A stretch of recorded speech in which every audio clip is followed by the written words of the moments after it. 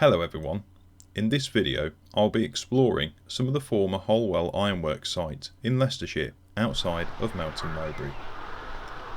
This part of the county seems steeped in the history of quarrying iron ore as well as manufacturing iron products.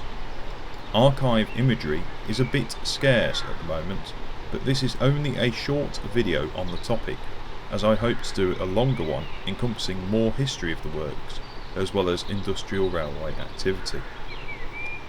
Holwell Ironworks was a rather significant site at one time. The Holwell Iron Company was founded in 1874 after the discovery of iron ore in the rich soils of the area. It operated independently for a number of years until it became part of the Stanton and Staveley Group by 1920. Throughout the lifespan of the works, it was supplied with local iron ore from the varied quarrying activities in the area. The company utilised its own fleet of locomotives to move iron ore to the works, as well as complete shunting duties before finished goods were sent via mainline networks. There are photographs of some of these industrial locos still extant in 1971. However, I will give the full history of the locomotives in another production. The site in the present is rather different. The facilities that exist now are much smaller and a shadow of the former operations. It is owned and run by Saint-Gobain UK, who use the plant to make cast iron products such as manhole covers and drains for use on the UK road network. Even so, some interesting stuff still remains around the area, and I have barely scratched the surface on its history. Featured on your screen are various clips that I have recorded of the former man-made reservoir and pumping house which were utilised to supply water to the ironworks. There are massive cast pipes everywhere in the easterly direction behind the building.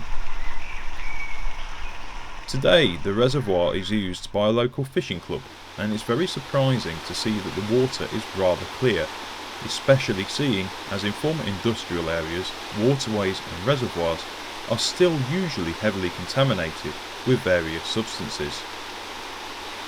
Much of the former industrial area now almost forms a nature reserve, with public footpaths running through it.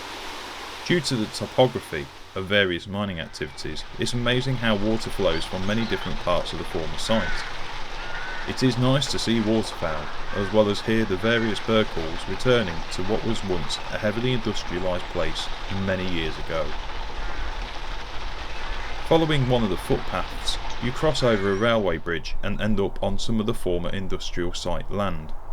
Not a lot is going on there, but trees are slowly growing, and sadly some local people are abusing this site with dumped motorcycles, litter, beer cans, and other such mess on the site. There is a good stretch of dry stone walling that still stands though, something that has literally stood the test of time. There is also evidence of tunnels beneath the former ground, something that any explorer needs to be aware of. I am currently seeking more information if these are associated with the mining operations or were for pipes. With me spotting half of a keep out sign, I decided that was enough for this visit.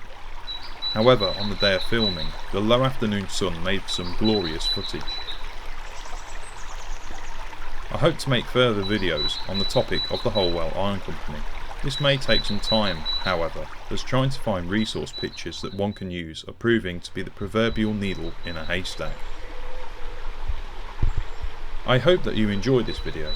If you did, please consider subscribing to watch new content as soon as it's released. I will leave you with the peace and serenity of this flowing stream whilst the video fades out. Thank you once again for watching.